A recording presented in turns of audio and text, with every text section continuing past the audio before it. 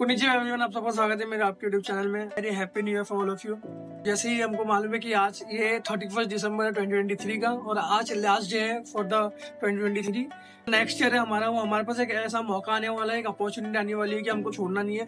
इस अपॉर्चुनिटी को हम ज्यादा से ज्यादा अगर यूटिलाइज कर पाएंगे तो हम अपनी लाइफ में सक्सेसफुल बन पाएंगे। तो आज की वीडियो में आपको बताने वाला हूँ कि टॉप 3 एनिमेस जो हम अगर देखेंगे 2024 में तो हम इंस्पायर होंगे वो चीज से, और वो एनीमे से हम ऐसा इंस्पायर्ड होंगे कि आप अपनी लाइफ में कुछ कर पाएंगे। ठीक है, तो गाइस एनीमे जो चीज है ना, एनीमे एक ऐसी चीज है जो हमें हर तरह कंटेंट प्रोवाइड करवाती है। इसमें अलग अलग जॉनरास होते हैं, हर चीज के लिए, हर लोगों के लिए कुछ ना कुछ चीजें हमें देखने को मिलती है। पर्टिकुलर एज ग्रुप से लेके नए शौक को एक्सप्लोर करने तक हमें हर चीज एनीमे में देखने को मिलती है। एनीमे सीरीज में हमारे लिए कुछ ना कुछ ऐसी चीजें होती है जो हमें एक मोटिवेशन इंस्पायर कर सके। तो इसी के बाद मैं वीडियो स्टार्ट करता हूँ। आज की वीडियो में बताने वाला हूँ कि टॉप 3 एनीमे जिसे हम देखेंगे 2024 में, हम कुछ अपनी लाइफ में हासिल कर पाएंगे। तो जो टॉप 1 पे आता है उसका नाम है हाजिमो नो इप्पो। ये जो anime is one of my personal favourite anime. And इस एनीमे में ये कहानी है कि इप्पो माकुनोची का एक कैरेक्टर है जो एक शर्मिला हाई स्कूल स्टूडेंट है, और कुछ उसके स्कूल में उसको सीनियर्स बुली करते हैं हमेशा। इसी कुछ टाइम होता है कि उसको एक दिन जब बुली करते हैं उसके सीनियर्स, तो एक प्रोफेशनल बॉक्सर रहता है जिसका नाम है मामूरो ताकामुरा। वो उसे इप्पो को बचाता है एंड ताकामुरा उसको बॉक्सिंग की दुनिया से इंट्रोड्यूस करवाता है। ताकामुरा से इंस्पायर्ड होके इप्पो भी बॉक्सिंग स्टार्ट करता है। इप्पो डिसाइड करता है कि मेरे को भी बॉक्सिंग सीखना है और मेरे को भी कुछ करना है अपनी लाइफ में। ताकामुरा कोच कामागोवा से मिलाता है इप्पो को, एंड इप्पो कोच कामागोवा की एक जिम रहती है, उनकी गाइडेंस में इप्पो कामागोवा की बॉक्सिंग जिम में ट्रेनिंग स्टार्ट करता है। उसे विद ट्रेनिंग्स रिंग्स के अंदर और बाहर की दुनिया के बारे में उसको पता चलता है, उसके चैलेंजेस मालूम पड़ते हैं उसको कि कैसे कैसे चैलेंजेस फेस करना रहेगा आगे जाके। जब वो अपने प्रोफेशनल बॉक्सर बनने की कोशिश में रहता है, अपना 100% गाइस देता है जिम को और प्लस अपने आप को और अपनी लाइफ को। वो उसके हर एक स्ट्रगलिंग डेज में उसका वो अपना 100% देता है। महसूस करता है कि मेरे से कुछ गलती ना हो और मैं अपनी लाइफ को ऐसा अपग्रेड कर पाऊँ और मेरे को एक जो चैंपियनशिप मेरे को जो जीतना है वो मैं जीत पाऊँ। एंड देन ऐसी ही स्ट्रगलिंग डेज में उसकी दोस्ती होती है ताओ की और किमूरा। ये ऐसे फेलो बॉक्सर्स रहते हैं जो इप्पो को इंस्पायर करते हैं कि वो बॉक्सिंग में आगे कर पाए और उसको लाइफ के हर एक फेस में उसको मदद करते हैं कि तू आगे बढ़, हम तेरे साथ हैं। जब इप्पो बॉक्सिंग की दुनिया में आगे बढ़ता है, वो कई मैचेस में हिस्सा लेता है, जो हर एक मैचेस उसका हुनर एंड डिटर्मिनेशन दिखाते हैं दुनिया को। और वो जैसे जैसे मैचेस खेलने लगता है, वो अपने जो बॉक्सिंग स्टाइल उसको अपग्रेड करने लगता है और नए नए स्टाइल से वो अपने इंट्रोड्यूस करता है लोगों के सामने, और जिससे उसकी ताकतवर और एक पॉजिटिव माइंडसेट के लिए उसे जाना जाता है।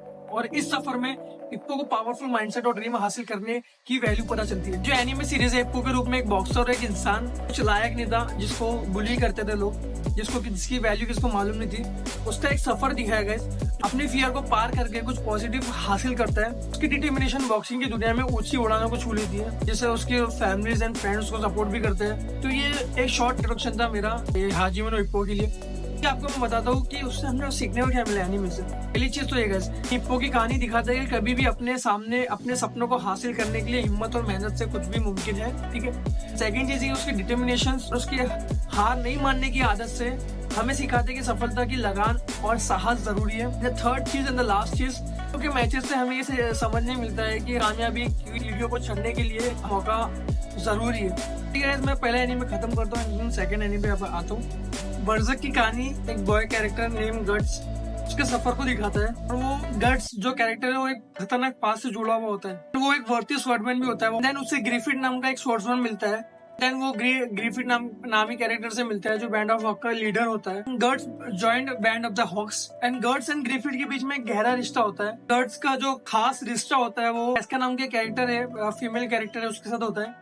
लेकिन ग्रिफिट का जो एम्बिशंस रहते हैं उसके चक्कर में दोनों में इंटरनल कॉन्फ्लिक्ट्स होती है। ग्रिफिट की बेईमानी के चक्कर में actually leads to a dark and demonic pact. इसमें उसने अपने कंपेनियंस को सैक्रिफाइस देकर फेम्टो नाम के एक टेरिफाइंग डेमोन के रूप में बदल जाता है। ना तो हॉक तबाह हो जाता है पूरी तरह। कैस्का को भयानक नुकसान उठाना पड़ता है। बट इसका बदला लेने की इमोशन से और कैस्का को उसके दुख से दूर करने के लिए घर से एक सफर पर निकला है, जिसे उसमें supernatural powers and extremely powerful anime से सामना करना पड़ता है। एक स्वॉर्ड भी रहती है जिसका नाम रहता है ड्रैगन स्लेयर, एंड उसके साथ एक पल्क नाम का एल्फ रहता है। बाद में दूसरे लोग भी क्वेस्ट में शामिल हो जाते हैं। इस जर्नी गर्ड्स अपने अंदर के आइडिया से लड़ता है और बहुत सारे सुपरनेचुरल पावर्स के खिलाफ लड़ता है, जैसे apostles and other ghostly beings. उसके डिटर्मिनेशन और स्ट्रेंथ से उसको सामने लगने वाले मुश्किल चैलेंजेस के बाद भी he impresses peoples and forms a deep connection with the unexpected companions. Between despair and brutality, के पास कुछ ऐसे पल भी होते हैं जहाँ होप्स, दोस्ती और पॉजिटिव शाइन दिखती है। एनीमे से हमें क्या सीखने को मिलता है, ठीक है। मैंने इसको सेकंड इस पे रखा है क्योंकि जो भी एडर के बीच में हमारी रोशनी ढूंढ सकता है, उसका बदला लेने का इरादा एक माफी और उसकी परिवार को बचाने की दिशा में बदल जाता है। इंसान की determination and it showcases the power to find the light even in the darkness. It means कि हमारे अंदर कुछ भी ऐसा एक मौका आता है जिसमें हम होप खो देते हैं, या फिर कुछ भी ऐसी चीज आती है जिससे हम अपना स्ट्रेंथ खो देते हैं। तो ये एनीमे को देखने के बाद ये लगता है कि अगर कुछ भी हो, हमें हर चीज से सामना करना है। इवन हमको डार्कनेस का सामना करना पड़े तो हमें वो डार्कनेस में अपनी लाइट ढूंढना है, ठीक है, एक पार्ट ढूंढना है। इसी के मैं सेकंड वाला जो एनीमे उसको खत्म करता हूँ। जो थर्ड एनीमे है उसका नाम है ब्लू पीरियड। ब्लू पीरियड की कहानी में यातोरा यागुची नाम का एक कैरेक्टर है जो एक हाई स्कूल में पढ़ता है। एंड यातोरा अपनी लाइफ में बहुत फ्रस्ट्रेशन रहता है। उसके एकेडमिक्स में भी मार्क्स अच्छे आते हैं, इवन उसके परफॉर्मेंस भी बहुत अच्छे थे स्कूल में, बट स्टिल ही फील कि मैं कुछ कर नहीं पा रहा हूँ और he wanted to find a new way to live his life at a fullest different from another normal average people. एक दिन ऐसे ही उसे एक ब्यूटीफुल पेंटिंग देखने को मिलती है। उस पेंटिंग के अंदर इतने इमोशंस वो यातोरा देखता है कि उसका भी मन करता है कि मैं भी आर्ट्स करना है। And this painting sparks a new patience for art with in them. Social pressure और उसकी फैमिली की उम्मीदों के बावजूद भी यातोरा आर्ट्स को सीरियस तौर पे परस्यू करने का इरादा बनाता है और एक आर्ट फोकस्ड हाई स्कूल में एडमिशन लेता है। Facing the significant challenges of catching up to his more experienced peers, मेहनत, डिटर्मिनेशन और उनके मेंटर्स और उनके दोस्तों की गाइडेंस से यातोरा अपनी खुद की एक आर्टिस्टिक आवाज ढूंढने लगता है। जब वो आर्ट की दुनिया में और गहराई से जाता है, तब उसे पर्सनैलिटी डिस्क्रिप्शन करने की ब्यूटी और क्रिएटिविटी की ताकत महसूस होती है। Eventually invokes and expresses thoughts to others. Yatora uncertainty और फेलियर्स को अपनी आर्टिस्टिक लाइफ में एक हिस्सा बना लेता है and he emerges a new perspective of complexities of arts. Yatora का सफर सिर्फ टेक्निक्स पकड़ने के बारे में नहीं है, ये खुद को, अपने पैशंस और उनकी असली अहमियत को ढूंढने के बारे में है। एंड इवेंचुअली उनकी जो मेहनत होती है वो लोगों को भी इंस्पायर करती है कि वो भी उसको फॉलो करे, वो पैशंस को फॉलो करे। And eight the and eventually एक लेवल पे ऐसा पहुंच गए कि हम एक दूसरे लोगों को भी इंस्पायर कर सके। तो यातोरा ने ऐसे करा, he eventually follows his passions from starting and then उसके पैशंस के रिजल्ट्स में दूसरे लोग भी उससे इंस्पायर्ड होकर, इन्फ्लुएंस होकर वो भी अपने पैशंस को फॉलो करें। And somehow the story of Yatora is a testament to the strength of a human spirit. और ये बताता है कि अपने पैशन को फॉलो करना कितना इंपॉर्टेंट है और पैशन को चेस करना कितना इंपॉर्टेंट है।